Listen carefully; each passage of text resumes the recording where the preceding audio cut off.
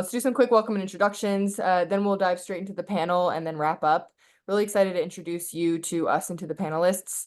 My name is Amelia. I run all content and SEO at Leland. It's my job to help you get access to the information that you need to land those investment banking offers. I'm super, super passionate about helping you reach those milestones of your life, whether it's an IB offer and then business school and private equity and whatever else you want to do. You will also see Erica and Amanda here. They are why we can host these events. Huge shout out to them. There's a ton of work that goes into them so that we can offer these for free to help you land those jobs. So shout out to Erica and Amanda. More importantly, though, are the stars of this evening. Coaches, I would love for you to introduce yourselves. Let's go in order. Matt, you want to kick us off? Yeah, happy to. I'll walk through it quickly for everyone here, but excited to be here. Thank you so much, Amelia, for having me. So I'm Matt Rolandi. I was born in Utah and grew up there most of my life. Ultimately went to school in Utah as well, attended Brigham Young University. I majored in finance and pretty quickly figured out that I wanted to do investment banking. And then ultimately from there moved into private equity. When I was recruiting for banking, I was drawn to oil and gas and energy. And so I ultimately chose to go down to Houston, originally at Piper Sandler, and then moved over to Evercore after 1 year with Piper Sandler. Did a second year with Evercore, and then after that, I did 2 years of private equity with Tower Arch Capital, which is a lower middle market firm. And over the last few months, I've been attending Wharton, pursuing my MBA, and so I'll be here the next 2 years. Awesome. Thanks. Alejandro, take us away. Hey everyone, super excited to be here. My name's Alejandro, and to give you a bit of background, I grew up in Miami. I actually studied engineering in undergrad, so I went to a non-target school and studied a non-target degree. Went to start a career in consulting, did that for a couple of years up in New York, and then I decided I wanted to shift gears into banking. I fell in love with the world of M&A. Did my MBA at NYU Stern, and I was fortunate enough to land a gig at Goldman. I spent 2.5 years in their investment bank in the consumer retail group. And from there, I moved over to something I was passionate about. I loved sports, and I moved to a sports-focused private equity firm. I did that for about 2 years.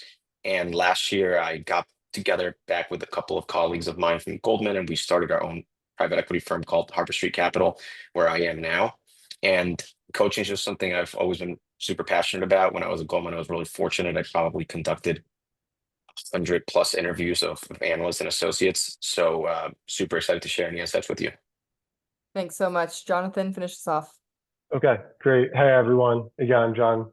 I'm originally from the Bronx in New York City. Right now, I am based in Boston, doing my MBA program at the Harvard Business School. Prior to starting here, I was at a private equity firm called American Securities, which is a large private equity firm based in New York for the past few years. I began my career at Moelis & Company, which is an investment bank in New York. I was a part of the analyst program that focused on both mergers and acquisitions, as well as restructurings. It was a great experience, and one of the things I most enjoyed about the experience there was helping lead our entire New York analyst and summer analyst recruiting process. I originally went to Binghamton University, which is the State University of New York, so totally understand the challenges for those coming from maybe a non-target or non-traditional background. Awesome. As you can tell, this panel, we've got so much experience and knowledge at different firms and different areas and different specialties. So excited to learn from you all tonight. And thanks for being here to share your knowledge with everyone. Awesome. Okay, you know us, you know our coaches. We would love to get to know you a little bit as well. We love seeing where everyone is dialing in from. So answer in the chat, where are you located right now? It's fun to see how far people are too. Usually we've got all over the place. Madrid, Spain. I do apologize if it is the middle of the night for some of you. Thank you extra for being here. Long Beach, Glasgow, Brooklyn, St. Louis. Wow, we have Queens, New York. Qatar, oh my gosh, Slovakia, holy cow. Okay, we've got quite the crowd tonight. Thank you all for being here. Hopefully we help you get some valuable tips and send you off on your way. So now you know us as people. If this is your first Leland event, I want to tell you a little bit about who we are and why you should care. We're building kind of your one-stop shop to help you reach whatever your next goal may be. And we have a ton of different resources to help you do that. The main thing is one-on-one coaching, which is incredibly, incredibly powerful. You can work one-on-one with experts like we have on this panel toward whatever your goal is. This is access to people that traditionally you would never have access to. And we can match you to someone that matches your background and your goals and your budget Coaching is incredibly, incredibly powerful. I can testify to. I have a coach. I do coaching on Leland. It's an amazing empowerment opportunity. We also host live cohort-based courses, those boot camps, and we have an investment banking one coming up. This is going to be the best bang for your buck. There's so much knowledge that goes into these. We take the best of the best, like kind of your starter pack of what you need to get on your way. We bring in experts to teach it, and then you're with a cohort of people. So you're learning alongside people, making connections in a network of those that are very similar in the recruiting cycle as you. That's a great way to start off. And as I mentioned, it's a great bang for your buck. And we are giving a free spot to that tonight. Erica just dropped the link in the chat. Definitely submit to win that tonight, but also even if not, join us for that boot camp. It will be amazing. And then we also host a ton of events like this. We love helping you guys, even if you're not working with a coach. We know, like, especially investment banking and some of these more competitive ones, there's so much information out there, and it's a ridiculously difficult area to recruit for. And we love helping you get there. Make sure to sign up for Leland in order to get invites to the future ones. We'd love to have you at more. But yeah, that is a little bit of us. My personal favorite part about working at Leland, I think a lot of our team members would say the same too, is that we are constantly seeing people reach these insane goals. We have people getting into Stanford GSB and landing jobs at Lyft and Bank of America and Goldman Sachs and Boston Consulting Group. Seriously, like the most competitive companies and schools in the world. And we love this. We always say that, like, once you work with a coach, once you're part of this community, once you've attended an event, you have an entire team on your back. We genuinely want you to succeed. We're doing everything that we can to give you the most opportunities to succeed as possible. So thank you for being here and for being part of this community. If you're new to kind of coaching and help and what that looks like, you can work with a coach. You can work with anyone on this panel, as well as the 750 plus other coaches that we've got on Leland, for genuinely anything that you need help with. I think that's where the power of coaching comes from. If you want a resume review, great. You can do a resume review with anyone. If you want like end-to-end coaching of like, tell me how to get an offer and lead me through all of that, we can do that too. If you want application strategy, if you want a mock interview prep, whatever you need, we can match you to someone who can help you get there. If you're interested at all too, ping me, ping Erica. We can get you matched to a coach as well. We'd love to help you get there. Okay, enough about us. Excited to dive into the meat and talk about investment banking recruiting. I know that we've got a lot to cover tonight. Want to start off very high level, and I'm going to ask each of you coaches to answer this one. Your top tip, something that everyone should walk away from tonight with this, and we can dive into some of the more specifics later on, but what is your best tip for these people for breaking into investment banking at kind of a high level perspective? Matt, I'll have you start. Yeah, this is not supposed to come across as a selling point here, but there's so much that you need to know to get into banking that my one overall tip is find your mentor. And that can be someone who, is at the same university as you and who has already broken in and done that internship.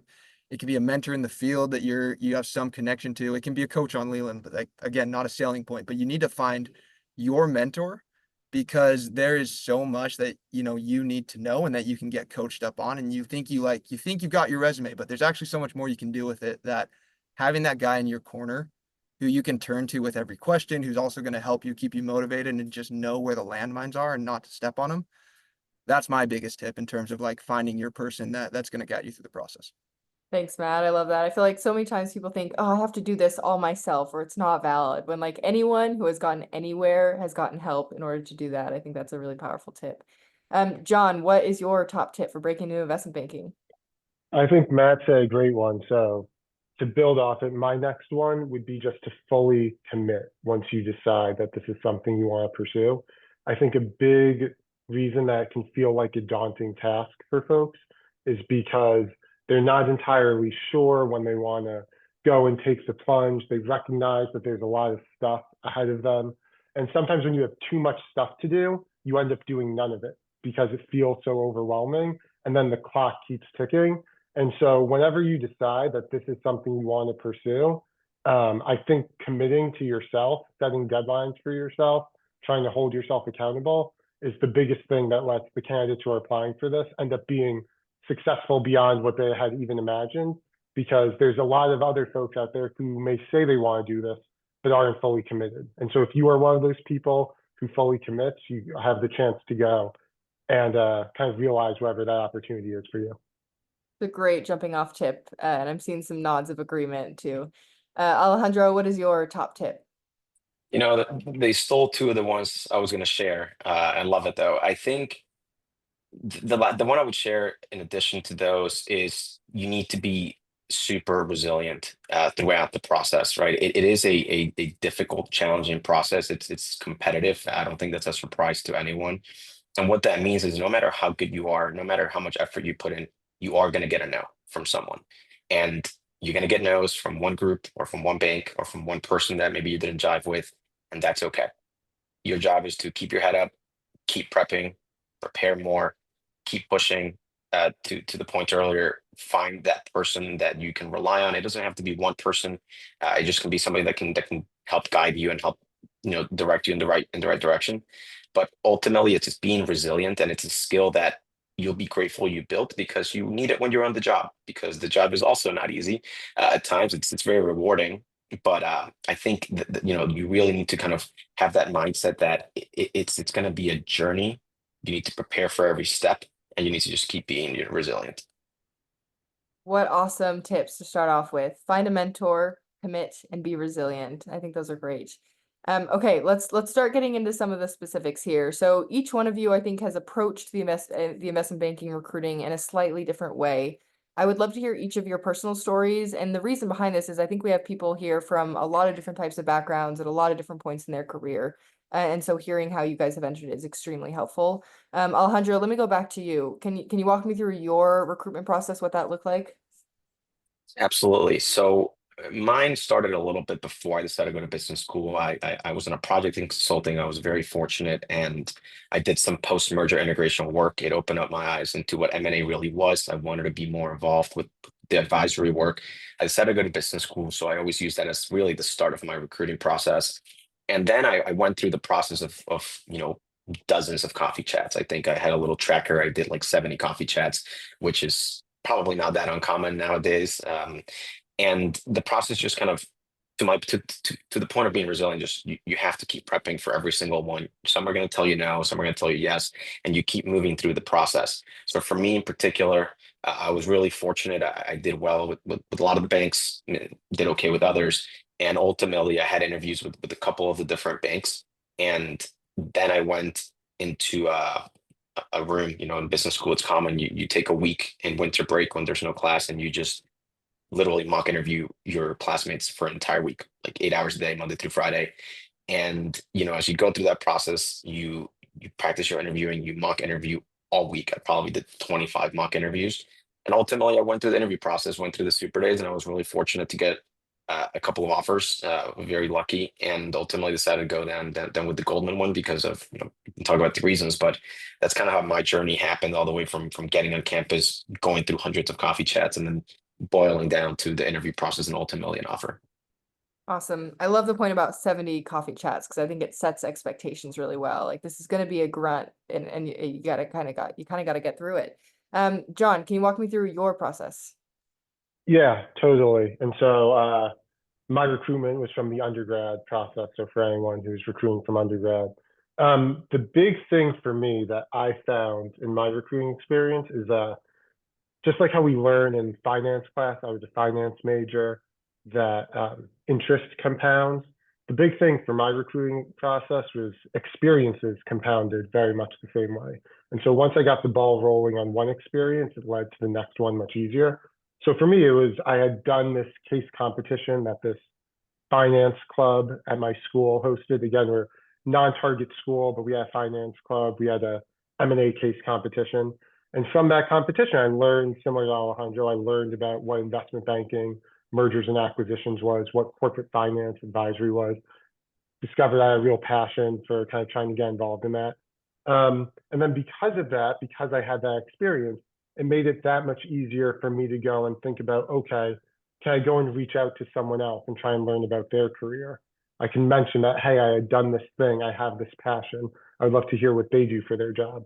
And so because of that, it made the ability to go and have those 70 coffee chats, and there was lots of coffee chats and phone calls, just a little bit easier. And I had a little bit more confidence because each one you do, you're able to learn a little bit from someone else about more about the industry. And so ultimately that led me to the point where I knew I wanted to do investment banking. There's a bunch of different firms I felt like I built connections with over several months or even years at that point. And for reasons we could talk about, again, I was most excited about the M&A and restructuring programs that Moelis offered as an analyst. And so kind of made it a priority of mine to try and make sure I was connected there to get my foot in once we started interviewing. And so fortunate that I interviewed there, did the super day, worked out, had a great internship, and then returned there for full time. Awesome. I love that experiences compound point. That's really powerful. And we love a finance metaphor. Thanks, John. Matt, what did your recruitment process look like? Yeah, so similar to Jonathan here, I also recruited into investment banking from my undergrad. And I had the opportunity to go to BYU, which is a school that actually places quite a few students every year into investment banks across the country. And so through the investment club, which they've established, there's a very, formal, rigid process of once you decide that you want to do investment banking, what does that look like of getting from, okay, making that decision, like, yeah, I want to do banking, to actually like getting prepped enough that you land the offer. And so they did a great job of, through the club, connecting with mentors. I was able to talk with people who had gone to different cities, different banks, hear their experiences, which is ultimately, what dialed me in on my interest of going down to Houston and doing energy. And it was through that same network that got me kind of that foot in the door with a lot of the banks that I ultimately had conversations with and led to everything else. Right. And so it's it was kind of that formal structure, which for me was the networking, how to network, make sure your resume is in shape, behaviorals, technicals. Let's hit on all of this, like these guys have said, but let's do it in the right order, so that it is compounding. I think that was an absolutely fantastic use of that word, which Jonathan had. So, what I've tried to do, because I had that experience, and I know not everyone has that, if you're not coming from a school that does place, a lot constantly into investment banking, is I try to take, okay, that was my experience. Let's boil that down to the individual level and let's apply that every time. And so ultimately, kind of that was my experience. It was formal. I did have the benefit of having a really well-established pipeline. But what I've taken from that is ultimately how can we, use that to benefit the people we work with. I think that's what a lot of the coaches do here. Yeah, thanks, Matt. That's so helpful. And again, like having a mentor, having someone in your corner who can kind of guide you through this is incredibly helpful. If you have questions too, feel free to drop them in the chat as we're going through this. We won't be able to get to everyone's, but we can get to as many as we can. Okay, you guys have all mentioned coffee chats at this point and what a critical role that they play in the recruiting process. Alejandro, because you mentioned it first, I would love to pose this question to you. How do you even start approaching networking? It's such an important piece, and I think a piece that you can often actually do wrong as well. What's your advice here? Yeah, so it's a great point. I think, and as far as approaching it, I'll bifurcate it into 2 points. One is the kind of getting the coffee chat, and I think that's about being really methodical with how you do it. You need a tracker, you need some sort of Excel sheet that helps keep you on as almost a CRM, so you can track who you've emailed, who you haven't, and that's one. And the second is being personal, right? So like these bankers are getting dozens of these emails a week. I used to get dozens of them, and the ones I would respond to and engage with weren't the ones with the, maybe most impressive resume or the most impressive backgrounds. It was the ones that try to relate to me and sent me a compelling email that was like, hey, I noticed you went to the University of Florida. That's where I go. I would love to talk to someone that came with your background, and I'm able to get somewhere there. So I think that's what really helped stand out for those coffee chats. And then on the flip side, once you do get them, I think a common theme you'll hear today, you heard it from Jonathan, from Matt, I'll say it again, is preparing. Every single coffee chat, no matter what they tell you, they're evaluating you one way or another. They may not be taking notes and putting you on a rubric the same way that maybe an interview works, but if you leave a good impression or a bad impression, people remember it. It's just hard not to. And the best way to combat that is to prepare. Talk to people that have done them, read about them, and we'll talk about this later on today, but you've got to make sure that your answers for, why this bank, why banking, why am I talking to you, are really compelling, so that I can walk away from that interaction thinking, hey, I had a really good conversation with you. Yeah, that's really good advice. One thing that I want to double click on here is well, two things. How do you strike the balance between like creating a genuine relationship with basically at the end of the day, you want something from this person, right? You want a referral, you want them to help you kind of get down the line. How do you get that while not coming across as like a selfish kind of sucker. Does that make sense? Yeah, I think it's a fair question, right? Because it's kind of obvious what you want and why you're reaching out to me. I think the key is that that's kind of we get it. We went through it, so we understand that the reason. When I got the emails, I know what you're looking for. Very few people are genuinely just trying to meet me for 30 minutes, right? Like I'm not that interesting. You're trying to get a job at this place, and I get that. So I think creating that genuine is a delicate balance of coming across genuinely interested. Hmm. So it needs to be a point like, look, you went to a non-target, so did I. I'd love to understand what you did while you were in my shoes to get there, right? That's genuine. Saying something like, well, you like music and I like music. Let's talk. That's maybe less. I mean, it's obviously a point to grasp onto, but I think trying to find those points that show like you can actually help me and I actually want to talk to you as opposed to I'm doing this to check a box because I heard I have to do 70 of these, right? I think that's where the delicate balance is, but it's kind of a bit of an art as you do it. Yeah, that's great. Jonathan, I think you have something to add here. No, I totally think what Alejandro said was exactly right. The only 2 points that I would just, as tactical pieces of advice, I would add on to it is one, if you start building your network before you need it. So that really means like starting today or starting tomorrow, then it allows you to be much more relationship oriented when you have those conversations because there's not an immediate ask at the end of it. And some people, you don't have that luxury, but you can keep in mind that you will always think of your career in a really long time. You will always need to tap into your network throughout points of your career. And so if you could start building it before you truly need it, then the conversations become much more genuine. And then because of that, when you have these conversations, they take the ones I found were the best with the relationships I was able to build, and then the relationships that I was able to build with students or candidates who would reach out to me was when it felt very relationship oriented, as Alejandro said. When it feels very transactional, so like very tactically, I would say like to end your conversation with someone, if you ask, "How should I think about applying for the internship?" That that feels like a very transactional ask that you're making of me.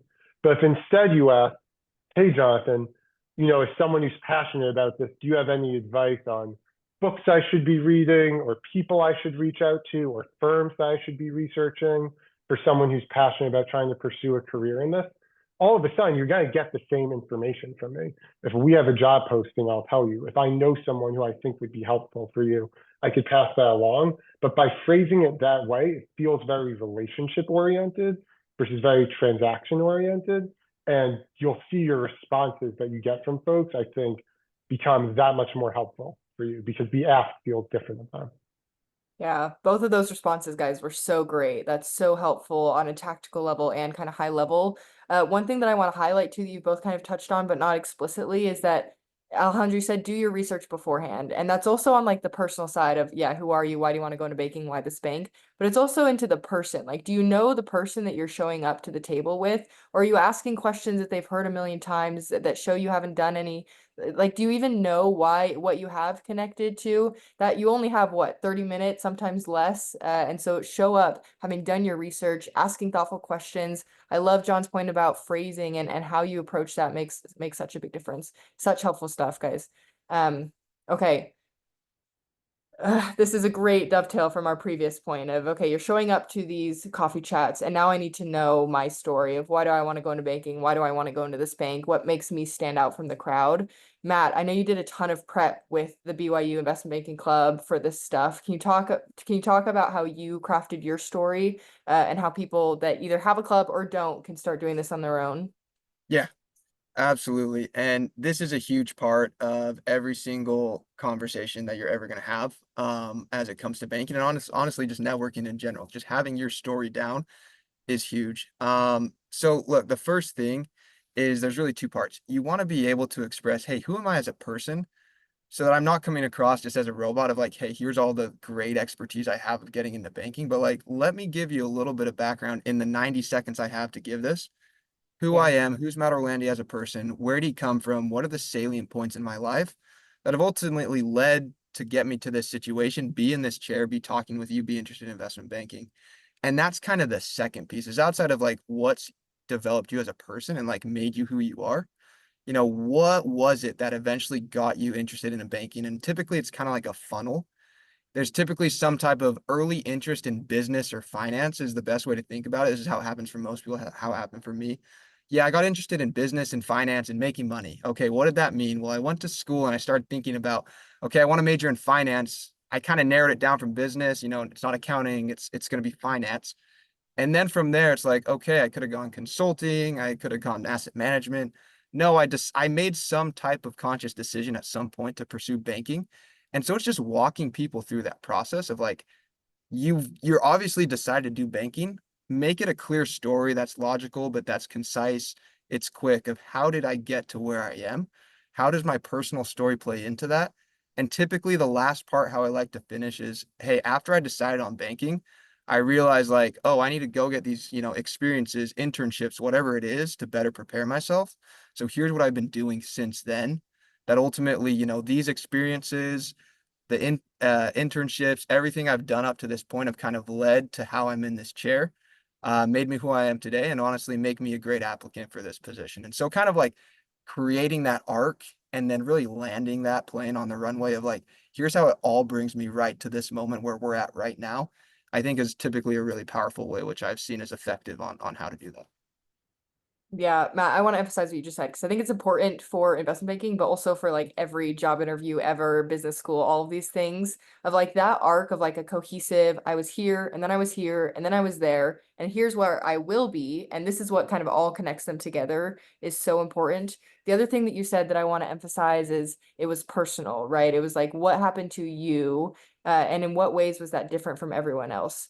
That's such a great answer. John, you like listened to these answers from analysts, summer analysts and full-time analysts. What kind of differentiated the best stories from people versus the ones that were kind of average or below average?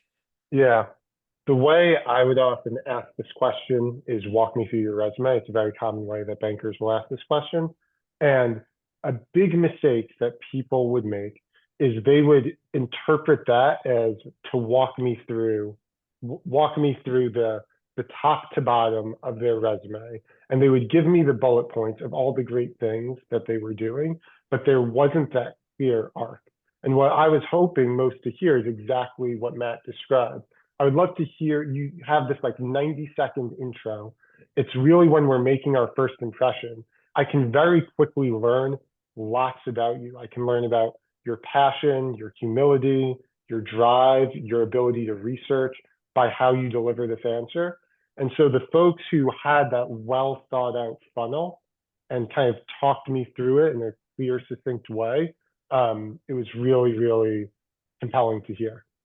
Yeah, that's so good, guys. And also practice makes perfect here. You work with like a coach, someone who's sat on the other side of the table is obviously ideal, but even if you don't have a coach, sit down with a friend who's also recruiting and say it back to each other. You'll be able to sound what feels more compelling, even if The it's not a coach. the only thing that I would add is I'm now thinking about some of the interviews that I've done is so I'll give you guys an analogy. So I don't wear cologne, but my understanding of if you wear cologne is that it's intended to be discovered, not announced. And sometimes people would come and they would tell their story, and it was very, very almost too aggressive about all these great things that they were doing, that they were running this amazing trading portfolio, that they were this brilliant investor, and all those things are great and demonstrate passion, but it comes across much more genuine if I discover those things a little bit through the interview and the conversation you're having. So really sticking to that arc and that story Matt described versus feeling like you have to use that chance to say every single amazing accomplishment that you've done in your time in college or throughout your early career really makes a big difference in just how like aggressive and the flow of the rest of our conversation can be. Oh, that's great. I've seen this in interviews that I've done as well, where I think people just want to make sure that the best version of themselves is presented, that they want to do it all at the front. When in fact, like I'm there to ask you questions and I want to find out about you and I'm genuinely interested in who you are as a person. So you got to give us the chance to be able to do that for you. That's a great analogy. Okay, you guys could not be setting up these questions any better than you are. Uh, I kind of want to open this up to any of you, because I know you've all had kind of different experiences leading into investment banking, prior to investment banking, and as Matt mentioned, I think everyone has kind of a tipping point of, oh, I want to do this, and it's only getting earlier and earlier, right? You got to recruit as a freshman practically now. How did either any of you that want to answer this approach getting experience early on in your collegiate career in order to help you stand out when you are ready to go recruit at a bulge bracket? Yeah, I can give my perspective sitting on the other side of the table. Like we now recruit at my firm, right? And I get a lot of resumes, and even at Goldman, I would review some of these resumes, and I think what shows me the most kind of relevant experience. I understand a freshman or sophomore is not going to have this incredible resume with experience at 12 different banks. I think what makes the most impact to me on the resume is seeing them trying to get there. And what I mean by that is getting involved in the right clubs, right? Whatever club that may be on campus for you, the banking club, the finance club, whatever that may be on campus, and not just getting involved and showing up to meetings, but trying to take like a committee lead or being the VP of some sort of role, and getting involved in the case competitions or the simulations or anything that can really show that you're trying. Like I know that there's no magical thing you can do as a 19-year-old freshman to put on your resume that you worked at Morgan Stanley over the summer. That's just not realistic, and I know that, right? And we're not expecting that. But if you can put on your resume, look, I got to campus 6 months ago, and I'm already part of 3 clubs that are relevant, and I participated in 3 competitions, and I'm taking these classes. That to me shows a lot. So that's how I would frame this one, because in my experience, an MBA is a little different, where I had a whole job and career to prepare for, so it's not as applicable. Yeah, let me talk to you. So that's kind of, I think, the traditional applicant and what you should do, especially if you're early on in your collegiate career. Absolutely do that. What if I'm a little bit later into college? Maybe I didn't discover investment banking until I was a sophomore or junior, and I have experience, but maybe it's not, your traditional search fund internship or whatever else. What do I do then? So I think what you got to do, Amelia, in those cases is you've got to frame the experience that you've already have in a way that, highlights ultimately the skills and the drive which people are looking for in banking. So it's the technical side of skills, like the hard skills, like were you doing some type of data analysis, like working in Excel, doing some type of work with financial models or even just financial statements, some type of accounting work, anything that kind of speak to that technical skills. Those are the things that, maybe you weren't in some type of VC role or, a boutique bank role, but there's probably some stuff you were doing from an analysis perspective that you can kind of tweak it and highlight in that manner. And then working on the soft skills, anything that demonstrates just the ability to like really be a hard worker, to work long hours, to kind of effectively communicate or manage across like multiple projects. You've got it like, I mean, this comes with like talking with people who have already done it, who have been through this, that like can point you to what you want to be highlighting. But if you don't already have the experience, if it's time to recruit and you can't, there's no time to go get another internship, it's about highlighting stuff that kind of gives you the best shot of at least showing that, yeah, I've done things, I have the skills to be successful in this role. Yeah, someone just asked in the chat, what if I have already graduated or I'm in a different role, in a different career path, but I still want to go into investment banking? I think your advice is extraordinarily applicable even to that person. Highlight the things that transfer, work on the soft skills, show that you can do the job based on what you did, even if it like accounting is super applicable. So just highlight that. And again, like this is where a coach can absolutely say this is what you should be highlighting. Here's what's applicable. And coffee chats, like I think by doing a lot of coffee chats, you start to hear what the job is like and the different skills and stuff that people are talking through. Okay, super helpful. Quick commercial break while our coaches take a breather and get some water. We're asking a lot of them this evening.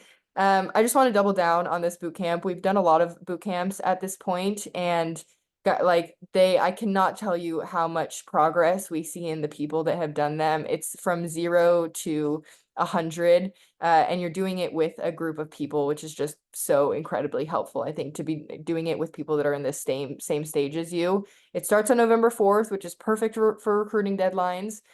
We do them in the evenings. They're recorded, so if you can't go to every single one, then we'll still send them to you. And really, like, we bring the best coaches like we have on this panel, so you're learning from the cream of the crop at Leland, and in an insanely affordable way compared to the value that we're bringing. Again, do that bit.ly/winbanking if you haven't done so already, so we can get one of you into it. Quick outline, if you're like, what am I even going to learn in this boot camp?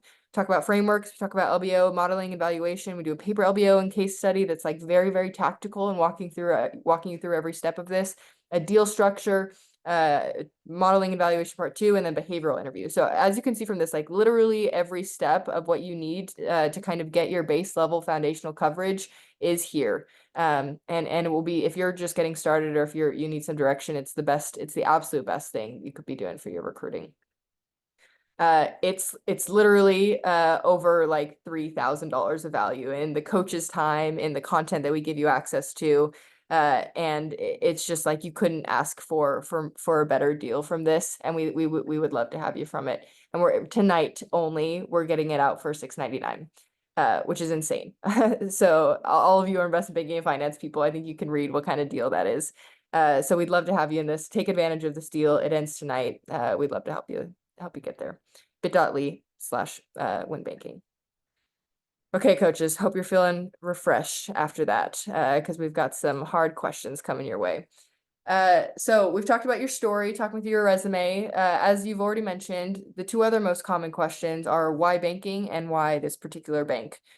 John, I'd love all of your perspectives on this because I think it's super important and something that everyone faces. John, what's your framework or advice for approaching these questions? Yeah, totally. So the answers that I would hear that were most compelling left me saying, not only is this person perfect for this role or perfect to come work at Moelis, but Moelis is the only place they should want to come work at. And the way that they would do it is to structure your answer such that imagine you start with you're not sure what you want to do. You just have this interest in investment banking, if I'm answering why this bank. But from all these conversations I've had, from this research I've done, I've decided that these things are important to me. So I've decided that working in an environment where it's leaner deal teams is important for me. I decided that working on bankruptcies or working on mergers or working on cross-border transactions or whatever it is that's relevant to the firm you're interviewing with is important to you. I've decided that working with firms in XYZ industry or with XYZ type of people or firms or deal professionals that are focused on XYZ types of transactions is what's important to me. And then once I kind of did my research, I had some conversations with some mentors, and the one thing they all told me was, oh, well, if that's what you're interested in, you have to make sure you get your resume in front of Moelis and Company, or you have to make sure, if my answer was different, you have to make sure that you go and get your resume in front of Goldman Sachs, because based on what you described, Goldman Sachs is the perfect place for you. So that's how I kind of answer the why this bank question. And then the why banking one is kind of just the upward version of that. So it's the same way. I decided in school I was interested in corporate finance, and I was interested in helping boards and executives think about really stressful decisions that they were making. And you go through this list of things, and by the end of it, it's like, oh, duh, not only is this person perfect for investment banking is actually the only thing that checks the box that this person is interested in. So it's kind of the perfect thing. So that's how I recommend that people do it. And it's actually the way I recommend people find how they discover what firm they're interested in the first place, is you can kind of use that same approach and it comes across as supernatural, super well-researched, super thoughtful. Yeah. That was such a great response for so many different reasons. One thing that I want to highlight too is what you just said of like, this process is not only going to benefit you because you'll have a better answer, it will also benefit you because you'll genuinely be happier in the job that you are the best fit for in the bank that best matches your culture. Like this research that you'll be doing will benefit you in a lot of different ways. That's such a great response, John. I think that was really comprehensive. Matt or Alejandro, anything to add on either of these questions? I think the one thing I would add for both these, and I thought that was great. I would add two quick things. One is more around the way I perceived good answers is structuring your answer in a way that's very clear. So I always tell people, make it very simple for me. Hey, there's three reasons why I think JP Morgan is where I want to be, and then you list your three. Now, as we talk of those three, because and the reason I think that's important is because the way you communicate this answer and the way you structure your answers is part of the evaluation. You can have an amazing answer, but if you ramble in one long run-on sentence, it's going to lose value. And vice versa. You can have a mediocre answer, but if you break it down for me in a way that's really easy to digest, you're going to get a little bit of brownie points, right? So that's one. And then when you think of these reasons, similar to what Jonathan said, they have to feel unique. So, for example, the number of times I would hear what I would deem a bad answer, which is, hey, I really want to work at Goldman because it's a global bank with really good training. I could go back to you and say, hey, that's JP Morgan as well. They're a global bank with really good training. So is Morgan Stanley. So is Bank of America. I can name 50 banks that I think check that box. That doesn't make us unique.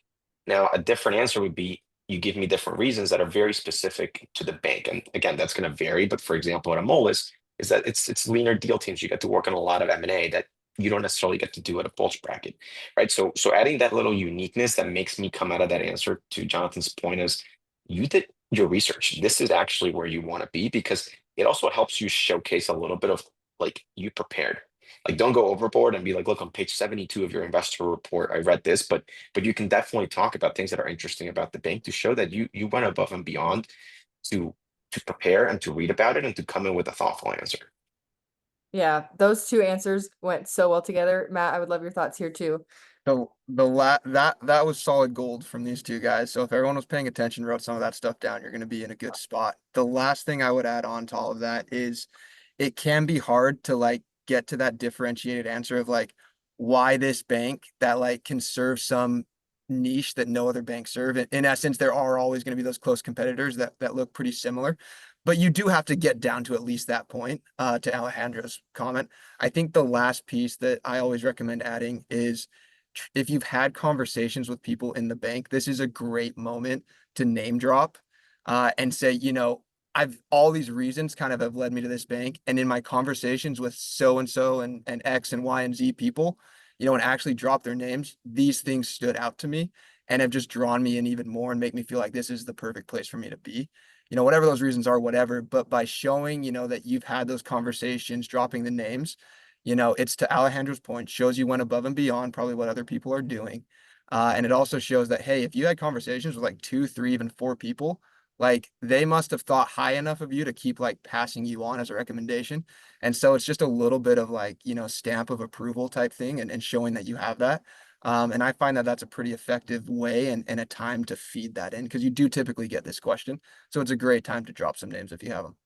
Yeah, I love that. As the interviewer, you hear that and you're like, dang, this person has done their research. They know what they want. And I would bet on them to succeed in this role 100%. Such good advice, coaches. Thank you. Okay, moving on to a scary topic that I know is hard for a lot of people and very, very intimidating. Technical interviews. And we can split this up. I think there's a lot of different angles that we can take here of how do you prepare for it? How do you practice? How do you actually show up on that day and do it, especially if it's a super day and you've got back-to-backs? Alejandro, I would love to start with you on technical interview advice. Yeah, I think for this one, I think the preparation has two parts. Similar, I almost compare it to studying for an exam at school, which a lot of you do on a weekly, daily basis, right? And one part is preparing and trying to really understand the material, right? Like what exactly is a DCF? I can't just memorize like the 3 steps. It's just not going to work, or however many steps you have in your head. And trying to understand all this content by using the guides that are out there, your textbooks. I know there's the 400 question guide, there's Pillars of Wall Street. There's always resources running around that are helpful. And there's always seminars and webinars and coaches and practice sessions like these that can teach you. And I think that's really important. And then the second part that's monumentally important, similar to studying for an exam, is you've got to take a practice test, right? You can read the textbook 100 times. for calculus or for chemistry, but if you don't do the practice test where you actually have to work out the problems yourself, it's never going to really register. And the equivalent of that is doing these mock interviews. When I said earlier that we sat in a room and mock interviewed for a week with my classmates, that's what we did.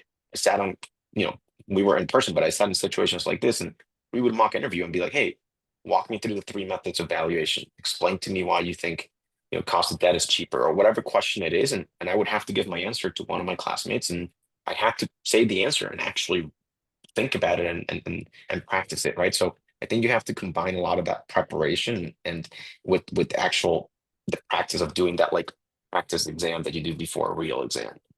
Yeah, that's super excellent advice, I think, on preparation. Matt, I'd love to hear from you showing up on the day, on the technical interview day. What are like day of interview tips for the technical side in particular? I feel like, is that a trick question? Because if you haven't done the work beforehand, nothing you do right before the interview for technicals is really going to help you out. So I don't know if you're trying to trip me up right now, Amelia, but This is a I technical think, interview, Matt. You look, just know it, it. it technical specifically is one of those things that it's about repetition, to Alejandro's point. And it's just like exams. If you try to crunch right before the night before, it's not going to go well typically. And I think doing the mocks, particularly trying to find some other people, whether it's at your school or even just like, I don't know, through other ways of connecting with people who are interested in getting after investment banking, finding those groups, mocking together, that is the best way to not lose your sanity while also getting this stuff down. So Yeah. Let me pose another situation that I think is not uncommon. I'm in my technical interview. I've prepared a ton. I've worked my butt off to get into this room, but I'm given a question that I don't know, or I'm making my way through it and I'm stumbling. What do I do? How do I kind of get myself out of this? I can I can go. So yeah, it happens all the time, and sometimes some of the questions that you get are often designed that it is very rare, like almost never, that you will be able to answer it on your own. And that happens in the job too. Very often you'll get an assignment, and it's very rare that a 23-year-old or a 28-year-old who hasn't have had a ton of experience in this industry would be able to answer it. So part of that evaluation is actually when you run into a roadblock, can you be thoughtful about the questions that you can ask to try and get there with the interviewer? So the big thing when you're doing these technical interview questions is to, as you're going, make sure you're taking notes and you have a pen and paper, but make sure you're speaking your thought process as you go. Because that way, if I'm the interviewer, if I hear you start to go off course, I can totally help course correct. Oh, you mentioned this. Did you really mean that cash would have gone down by that? Oh, would this thing have had an impact on our balance sheet? You didn't mention anything. So if Mm. you are talking through your process, or you talk through to the trouble point that you get to, I can totally help you get there. And I actually wouldn't view that as like getting the question wrong. Like, so there are very often questions I would ask where no one was getting it from start to finish, the right answer. And the whole evaluation was what were the questions that people would ask as they were running into trouble. So don't panic. Make sure you're just talking through as you're going, and your interviewers will very often help guide you to the right place if you're kind of showing that you're on the right track. I love that so much because I think people forget that interviews are to see if you can actually do the job, particularly in investment banking. And when you're doing this, these interviews are asking themselves, what's this person going to be like if they are my coworker? And so the way that you approach making a mistake, I think is highly, highly indicative of who you're going to be as a coworker. Thanks, John. I love Yeah, the and answer. Amelia, if I can have one quick thing Of is, course. you know, keep in mind, by the way, that the majority of people are like myself, Jonathan, and Matt. We want you to succeed. Like we're spending an hour with you in a room. We're not deliberately trying to be like, gotcha, let's cut him, right? Or let's cut her, right? So don't. There's exceptions. There's certain people that are kind of notorious technical interviews, but that's kind of the minority. And just keep that in mind and view it as like you're talking to someone that wants to help you. If you tell them, hey, I'm not super familiar with that concept. Here's how I understand it. It's similar to this. Let's walk through it together. So just keep in mind, like, don't. I know it's tough because it's a stressful situation, but at the end of the day, at least most interviewers I knew, at least at Goldman, like they wanted you to succeed. They wanted you to have a good interview. So just keep that in mind as you think about it. Don't think they're like these evil people trying to trip you up and get you to get confused. Yeah, thanks, Alejandro. Great reminder. Okay, I think we just talked about one of them of like getting really standoffish and scared and kind of going scatterbrained in the technical interview portion. Other common mistakes, I think both of you have recruited and also have done recruiting and interviewing. So what are some common mistakes that you have seen that you did yourself in this process? Matt, I'll posit this to you first. Yeah, I think one that is pretty common is feeling like you're coming in prepared because maybe your behaviorals are on point, your technicals are on point, but you don't do enough research about the actual group that you're interviewing with or the bank itself. And so when the questions turn to like, tell me what we do here, or, specifically like, hey, is there a recent deal we've done that interests you? People can kind of blank, or it can come across as like, oh, you actually don't, you didn't necessarily didn't do your homework. So just making sure that I think one easy one is just make sure that whatever group you're talking with, even if it's not an interview, just a networking call, just make sure that you're well versed enough that you did spend the time so that you don't, that's not the thing that trips you up. Because once you have that call, like it's super valuable and you want to make the most of it. That's great. We're nearing the end, but want to give Alejandro, John, any other common mistakes that you've seen concisely? I think one I would highlight is, and we talked a little bit about earlier, but trying to like trick the interviewer, right? The reality is the person interviewing you is for better or worse, older and has more experience. So one big mistake I occasionally saw was someone trying to take some experience and convince me it was something else when it was clearly not, right? Like, hey, in 11th grade, I worked at this private wealth management firm and I raised $2 billion. I like, not that you didn't. I know that that's probably part of like you were on a team that did that, but you had to sell it in the right way, because trying to like trick or like fudge certain things that are obviously not accurate, I think was a big, for me, a big put off in interviews. And that was one particularly at Goldman. One of the things they were very, very keen on was like ethics and integrity. And it's not to say you have to say everything factually. Like I was in a team of 6 people, but actually one left, so it's 5, right? But it's just making sure you tell stories that feel genuine, because you're not going to be able to trick people for better or worse, and that's just not a good strategy. You're much better off being genuine and transparent. Obviously, striking that balance between being humble and confident, but just that's the biggest mistake I think I saw. Oh, that's great. John? I could give one quick one. I'll do one more for the networking or recruiting process, just because I think Matt and Alejandro hit perfectly the interview ones. The big thing when it comes to networking is people forget because we're so used to doing phone calls or Zoom. But if you're ever doing anything on person or there's a Zoom call, your presence makes such a difference. And it's not that you have to wear a suit and tie to go meet someone for a coffee, but if you are on your phone or if you are checking your email or these little things, they are totally things that people register. And so just try and make sure that when you set these things up to the best of your ability, I know maybe you're working, you're already in your job, it's difficult to step away from your desk, but to try and block off 30 minutes of undivided attention to someone, it just comes across, it's so much more genuine, because again, it comes across that you're looking for something very relationship oriented versus transaction oriented. So that person's going to be so much more willing to help you. Yeah, such good advice, coaches, and common mistakes from every point of the recruiting process. Okay, we've covered a ton.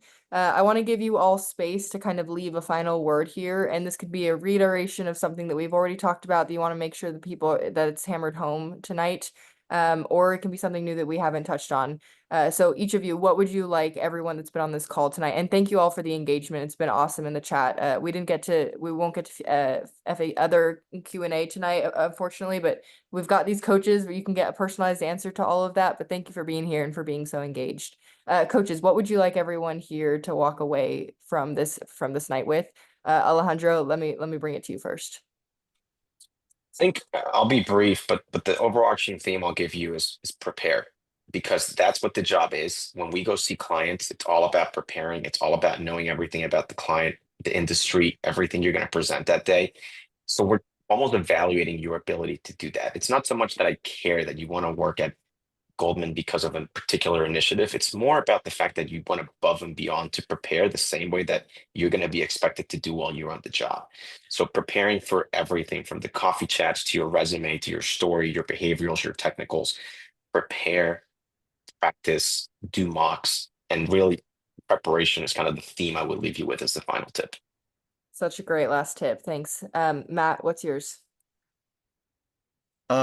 To keep it short and sweet, I would just say be genuine and be curious whenever you are talking with someone. It is going to come out way better for you if, every call I've had with someone, I remembered it way better if we connected on some personal level. If they were interested in me, I got interested in them, than if they asked me good questions about my role and my job. So be genuine, be curious with every call and every interaction that you have. Thanks. Those two play in so well together too, I think. John, bring us home. My final piece of advice is that it's very easy to put a lot of pressure on yourself in this process. And I would just encourage everyone to like take a step back. Remember, like when you have these opportunities, it's a great thing just to have the opportunity. Your career is a long time. So people approach it very almost life or death, that they have to convert this thing, and they end up getting very high or very low in the process, as Alejandro was talking about at the start. And so if you just remember at the end of the day, it's just a job. LeBron James, when he wakes up and he has to go to practice, he also can be annoyed at times too. And you take some of the pressure off yourself and know, even if it doesn't work out now, my career is a long time. If I have this passion, if I have this interest, there's avenues to get there. It just makes it so much easier on yourself because there's not that same like insurmountable pressure that you feel like you're fighting. And then you'll end up just performing so much better. Awesome. Coaches, that's such excellent advice. Thank you so much. Also, we've chosen a winner. We'll announce it in just a second, but want to just say, well, let me announce. The winner is Connor Carpenter. Thank you so much for being here and for being engaged, Connor. We're so excited to have you as part of our cohort. We'll reach out shortly. Mainly just want to give a huge thank you to our coaches. And if you can join me in thanking them in the chat, they are here of their own free volition, volunteering their time to help you land your offers. Coaches, thank you for that advice. That was such excellent tips and advice from you today. Thanks for being here, and thank you everyone else for being here, especially those that it is not the most convenient time. Have a great rest of your evening. If you're ready to get started, get coaching with one of these coaches. We can help you set up a strategy call. We would love to help you reach your goal, land that offer in whatever way you can. And once again, thanks. Have a great rest of your night.